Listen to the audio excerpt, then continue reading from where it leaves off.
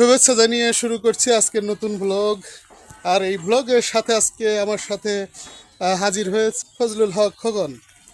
আমরা আজকের আলোচনার বিষয় নির্ধারণ করেছি নানান জল্পনা কল্পনা, অনেক ধরনের ষড়যন্ত্র, কথাবার্তা, অনেক ধরনের হুমকি ধমকি ইত্যাদি বহুত কিছুকে পেছনে ফেলে রাজবাড়ী ২ আসনে মাননীয় সংসদ সদস্য পদ, যেটি বাংলাদেশ জাতীয়তাবাদী দল বিএনপি তথা ধানের শীষ প্রতীকে মনোনীত হয়েছেন আমাদের জনাব মোহাম্মদ হারুনুর রশিদ।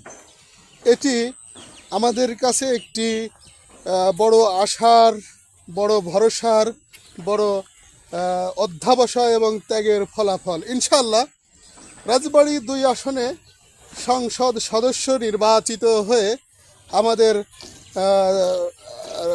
পাংশা, কালুখালী, বালিয়াকান্দির জনগণের, আপামর জনসাধারণের সেবার সুযোগ পাবেন জনাব হারুনুর রশিদ।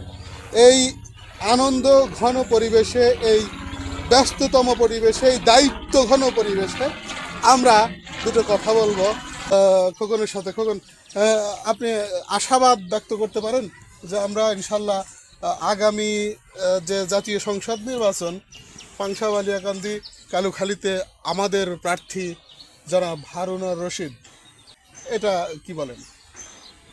আমি মহান রাব্বুল আলামিনের কাছে কৃতজ্ঞ, লাখো কোটি শুক্রিয়া।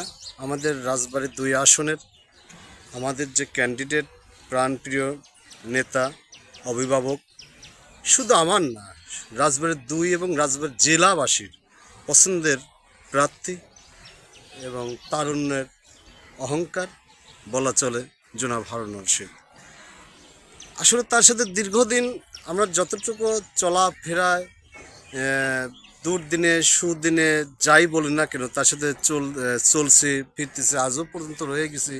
অনেক ঝড় তুফান আমাদের পর আছে। আমরা কোনো সময়, শুধু আমি না, তার পিছনে যেসব ছেলেপিলেগুলো রয়ে গেছে, আসলে তাদের প্রতি, সেই ছেলেপিলের প্রতি বিন্দু পরিমাণ লোভ, লালসা, অহংকার, বাড়ি গাড়ি, যে নির্বাচন ক্ষমতা এলে আমাদের বিল্ডিং করতে হবে, টাকা পয়সা বানাইতে হবে, এমনটা না।